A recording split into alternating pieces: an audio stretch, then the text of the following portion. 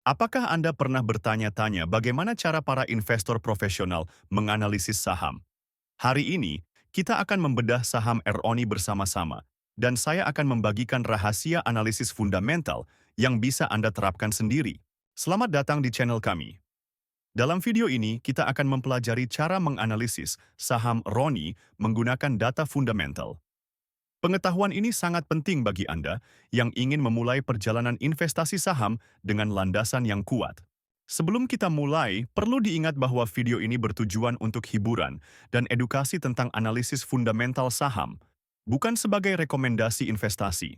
Pastikan Anda melakukan riset mendalam sebelum membeli saham apapun, karena data yang disajikan mungkin tidak selalu akurat atau terkini. Mari kita mulai dengan melihat pendapatan dan laba RONI. Pada kuartal 1 tahun 2024, Roni mencatat pendapatan sebesar 5,4 triliun rupiah, meningkat dari 4,8 triliun rupiah di kuartal sebelumnya. Laba bersih juga mengalami peningkatan signifikan dari 102 miliar rupiah menjadi 604 miliar rupiah. Ini menunjukkan tren positif dalam kinerja keuangan perusahaan. Sekarang, mari kita lihat profitabilitas RONY. Gross Profit Margin atau GPM di kuartal 1 tahun 2024 adalah 47,19%, sedikit meningkat dari kuartal sebelumnya. Operating Profit Margin atau OPM juga meningkat signifikan dari 5,69% menjadi 14,09%. Net Profit Margin atau NPM pun naik dari 2,1% menjadi 11,18%. Peningkatan ini menunjukkan efisiensi operasional yang membaik. Dari sisi posisi keuangan, total aset RONI per kuartal 1 tahun 2024 adalah 8,29 triliun rupiah, sedikit menurun dari kuartal sebelumnya. Sementara itu, ekuitas meningkat menjadi 4,76 triliun rupiah. Hal ini menunjukkan bahwa perusahaan memiliki struktur modal yang sehat. Kesehatan keuangan RONI terlihat sangat baik. Debt to Equity Ratio atau DR adalah 0, yang berarti perusahaan tidak memiliki utang. Equity Multiplier atau EM sebesar 1,74 menunjukkan bahwa perusahaan lebih banyak menggunakan ekuitas daripada utang untuk membiayai asetnya. Ini menandakan risiko keuangan yang rendah. Kinerja manajemen RONI terlihat membaik.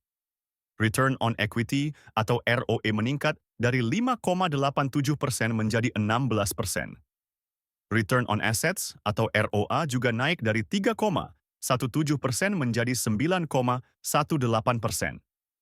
Peningkatan ini menunjukkan bahwa manajemen semakin efisien dalam menggunakan aset dan ekuitas perusahaan untuk menghasilkan laba. Sebelum kita lanjut ke valuasi, jangan lupa untuk komen "mau" jika Anda ingin mendapatkan cheat sheet investasi saham kami. Dalam hal valuasi, kita akan melihat PE Band RONI. Rata-rata PE Band RONI adalah negatif 512,97. Harga wajar berdasarkan PE Band adalah negatif 310,21 rupiah. Dengan harga saat ini 160 rupiah, margin of safety adalah 1,51. Ini menunjukkan bahwa saham RONI mungkin overvalued jika hanya melihat PE Band. Sementara itu, PB Band RONI menunjukkan gambaran yang berbeda.